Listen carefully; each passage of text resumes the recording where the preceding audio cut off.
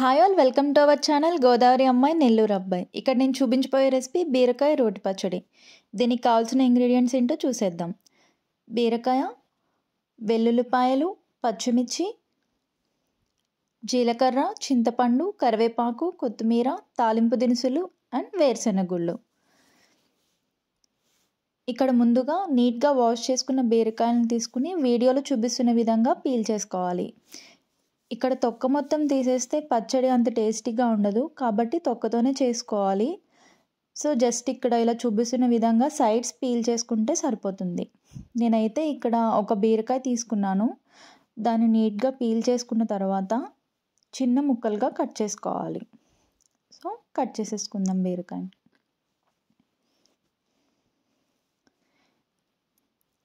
So ఇలా చూపిస్తున్న విధంగా చిన్న ముక్కలుగా కట్ చేసుకోవాలి. ఈ పచ్చడి అయితే చాలా తక్కువ ఇంగ్రీడియంట్స్తో చాలా టేస్టీగా, చాలా క్విక్గా, ఈజీగా చేసుకోవచ్చు. సో తప్పకుండా ట్రై చేయండి. వీడియోని స్కిప్ చేయకుండా చూడండి. నేను ఇక్కడ కట్ చేసిన బీరకాయ ముక్కలన్నిటినీ కూడా ఒక బౌల్లోకి తీసుకొని పక్కన పెట్టేసుకున్నాను.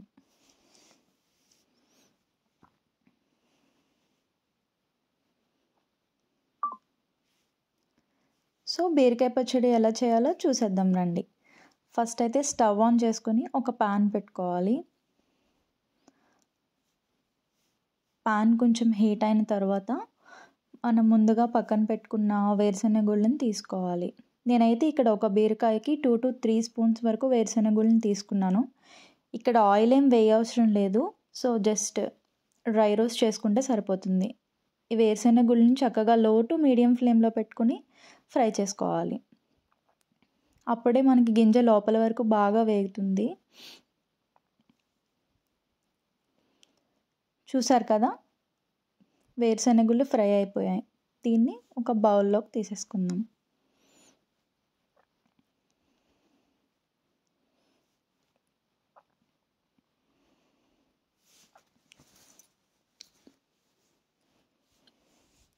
ఇప్పుడు అదే ప్యాన్లో ఒక 4 to 5 టేబుల్ స్పూన్స్ ఆయిల్ వేసుకుందాము.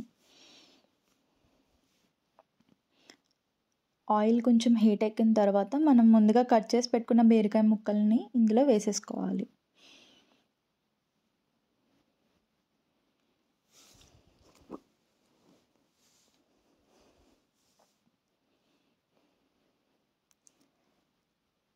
ఇందులోనే మనం పక్కన కట్ చేసి పెట్టుకున్న పచ్చిమిర్చిని కూడా వేసేసుకోవాలి. నేనైతే ఇక్కడ ఒక బీరకాయకి 8 పచ్చిమిర్చి తీసుకున్నాను. మీ కారానికి తగినట్టు తీసుకోవచ్చు. ఒకసారి బాగా కలుపుకోవాలి.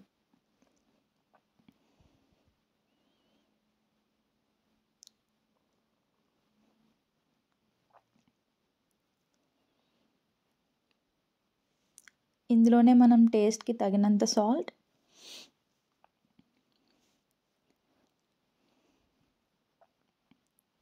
అలాగే కొంచెం కలర్కి తగినట్టు పసుపు వేసుకుందాము.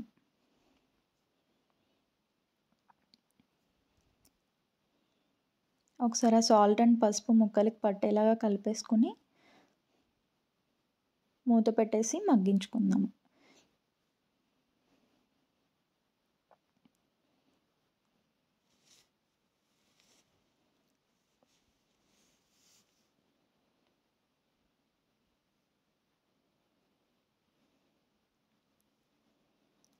నేనైతే ఇక్కడ వాటర్ ఏం వేయట్లేదు. జస్ట్ మనం వేసిన ఆయిల్ అండ్ బీరకాయలో వచ్చే వాటర్, ఇప్పుడు సాల్ట్ వేసాం కాబట్టి మనకి బీరకాయలు చక్కగా మగ్గిపోతాయి.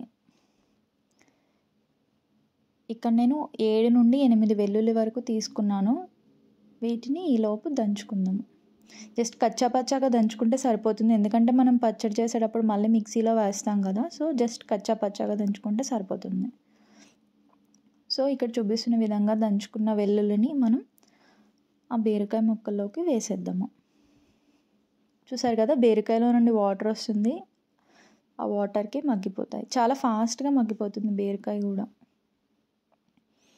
ఈ వెల్లుల్లిని ఇందులో వేసేద్దాం.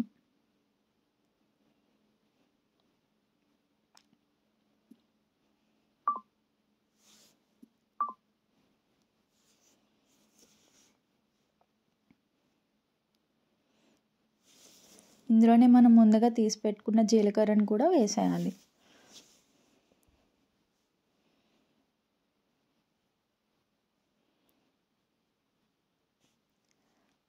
అలాగే మనం తీసి పెట్టుకున్న చింతపండును కూడా ఇందులోనే వేసేయాలి. ఒకసారి ఇవన్నీ బాగా మిక్స్ చేసుకోవాలి.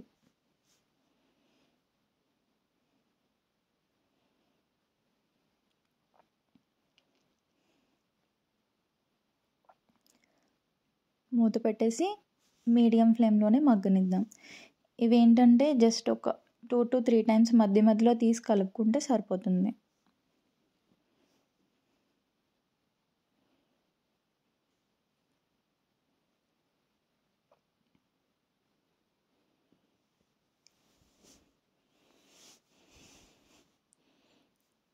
ఇంకా ఆల్మోస్ట్ మగ్గిపోయిన తర్వాత మనం ముందుగా నీట్గా వాష్ చేసి పెట్టుకున్న కొత్తిమీరను కూడా ఇందులోనే వేసేద్దాం. కొత్తిమీర కాడలతో సహా వేసుకోండి, టేస్ట్ ఇంకా బాగుంటుంది.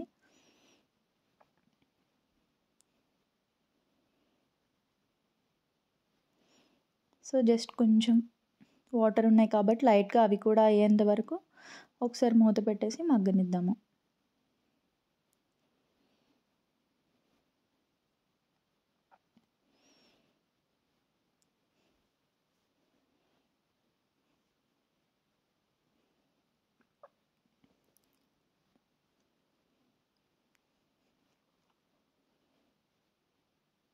ఇప్పుడు ఒకసారి చెక్ చేసుకుందాం. చూసారు కదా, బీరకాయలో ఉన్న వాటర్ అన్నీ అయిపోయాయి. జస్ట్ మనం ఈ ముక్కలన్నిటిని కూడా ఆయిల్లోనే మగ్గించుకున్నాము. సో ఎక్స్ట్రా వాటర్ ఏం యాడ్ చేయలేదు. అలా చేసుకుంటేనే ఈ పచ్చడి చాలా టేస్టీగా ఉంటుంది. సో బీరకాయ ముక్కలు చక్కగా మనకి ఫ్రై అయిపోయాయి కాబట్టి తీసి పక్కన పెట్టేసుకుందాం. ఈలోపు మనం ఫ్రై చేసుకున్న వేరుశనగుళ్ళు చక్కగా చల్లారిపోయాయి కాబట్టి వీటిని మిక్సీ జార్లో వేసుకుని మెత్తగా గ్రైండ్ చేసుకోవాలి. సో ఈ విధంగా మెత్తగా గ్రైండ్ చేసుకోవాలి.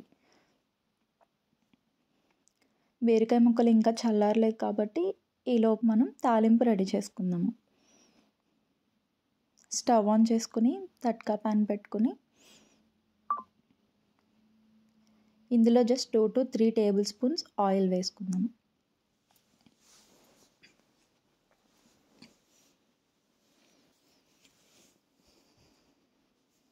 ఆయిల్ కొంచెం హీట్ ఎక్కిన తర్వాత మనం ముందుగా తీసి పెట్టుకున్న తాలింపు గింజల్ని ఇందులో వేసుకుందాం. నేనైతే ఇక్కడ తాలింపులో ఆవాలు, జీలకర్ర, ఆల్రెడీ దంచి పెట్టుకున్న వెల్లుల్లి, ఎండుమిర్చి వేసుకుంటున్నాను. మీరు కావాలంటే పచ్చిశనగపప్పు, మినపప్పు కూడా వేసుకోవచ్చు. నేనైతే వేయట్లేదు, అవి తర్వాత మెత్తగా అయిపోతాయి కాబట్టి నేను అవి స్కిప్ చేస్తున్నాను. సో ఈ తాలింపుని చక్కగా ఫ్రై చేసుకోవాలి. ఇవి కొంచెం ఫ్రై అయిన తర్వాత ఇందులోనే కొంచెం కరివేపాకు వేసుకుందాం.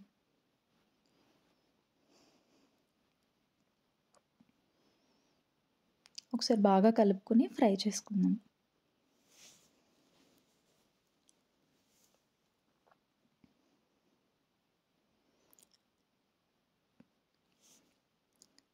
తాలింపు మొత్తం వేగిన తర్వాత నేనైతే ఇక్కడ ఇంగువ వేసున్నాను. మీరు కావాలంటే వేసుకోవచ్చు, లేకపోతే స్కిప్ చేయొచ్చు. బట్ ఇంగువ వేసుకుంటే టేస్ట్ చాలా బాగుంటుంది. సో ఇక్కడ ఇంకా స్టవ్ ఆఫ్ చేసేద్దాము, ఎందుకంటే తాలింపు రెడీ అయిపోయింది కదా. సో దీన్ని కూడా పక్కన పెట్టేసుకుందాం. చూసారు కదా, బీరకాయ ముక్కలు చక్కగా చల్లారిపోయాయి. వీటిని ఇందాక వేరుశనగుళ్ళు మిక్సీ చేసుకున్నాం కదా, ఇందులోనే వేసుకుని మిక్సీ చేసుకుందాం. ఏంటి బీరకాయ రోటి పచ్చడి అని చెప్పి మిక్సీ చేసిందని అనుకోవద్దు. రోలు ఉన్న వాళ్ళు చేసుకునే పాసిబిలిటీ ఉంటే రోల్లో చేసుకోండి. ఈ పచ్చడి రుచి మరింత పెరుగుతుంది. బట్ ఇక్కడ జర్మనీలో రోల్ అవైలబిలిటీ లేదు కాబట్టి నేనైతే మిక్సీలోనే చేస్తున్నాను. మిక్సీలో కూడా ఇక్కడ పల్స్ మోడ్లో పెట్టుకుని చేసుకుంటే పచ్చడి చాలా అంటే చాలా టేస్టీగా ఉంటుంది. మరి పేస్ట్లా అయిపోతే అంత టేస్టీగా ఉండదు. సో పల్స్ మోడ్లో పెట్టుకొని చేసుకోండి మిక్సీలో చేసుకునేవారు. సో దీన్ని మనం మిక్సీ వేసుకుందాం. చూసారు కదా, వీడియోలో చూపిస్తున్న విధంగా ఈ కన్సిస్టెన్సీలో మనం పచ్చడిని గ్రైండ్ చేసుకున్నాము. దీన్ని ఒక బౌల్లోకి తీసుకుని మనం ఆల్రెడీ రెడీ చేసి పెట్టుకున్న తాలింపుని ఇందులో వేసి నీట్గా కలుపుకోవాలి.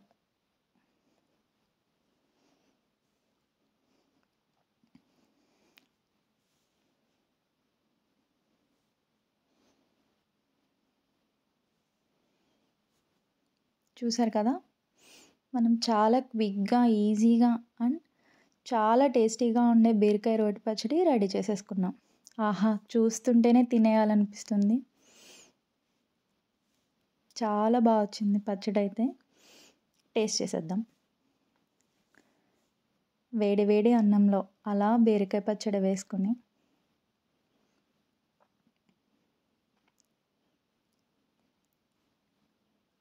ఇప్పుడు అందులోనే నెయ్యి వేసుకుని కలుపుకొని తింటే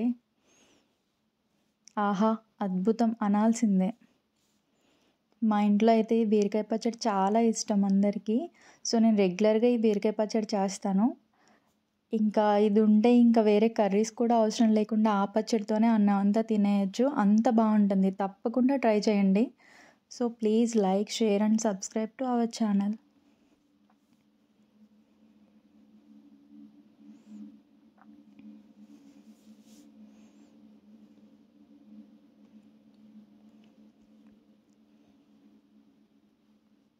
Thanks for watching the video.